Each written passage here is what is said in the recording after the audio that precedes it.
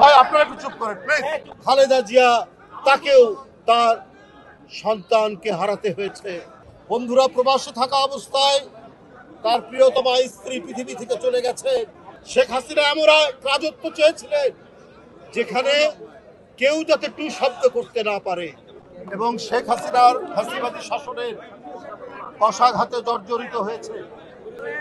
কেউ জোরপূর্বক গুমের শিকার হয়েছে, কেউ বিচার বহির্ভূত হত্যার শিকার হয়েছে,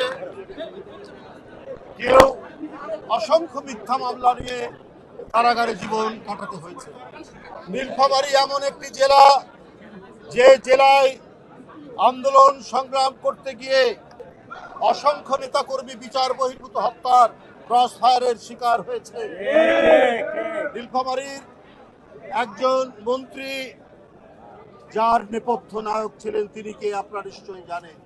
তার নির্দেশে মদদে গোটা নীলফামারী জেলাটাকেই একটা রক্তাক্ত প্রান্তরে পরিণত করা হয়েছিল। সেই জেলার একজন প্রধান নেতা, জাতীয়তাবাদী শক্তির প্রকৌশলী তুহিন, 16 বছর দেশের বাইরে থাকতে হয়েছে। তার বিরুদ্ধে অসংখ্য মিথ্যা মামলা দিয়ে নানাভাবে জর্জরিত করার চেষ্টা করা হয়েছে। বন্ধুরা, প্রবাসে থাকা অবস্থায় তার প্রিয়তমা স্ত্রী পৃথিবী থেকে চলে গেছে। এই অবর্ণনীয় নিপীড়ন, নির্যাতন, মানসিক নির্যাতনে তুহিনের মতো আরো অসংখ্য নেতাকর্মী সহ এই দলের প্রধান প্রেরণার উৎসস্থল, সাহস বীরত্বের প্রতীক দেশনেত্রী বেগম খালেদা জিয়া, তাকেও তার সন্তানকে হারাতে হয়েছে। এইভাবেই দিন রাত্রি কাটাতে হয়েছে আমাদের।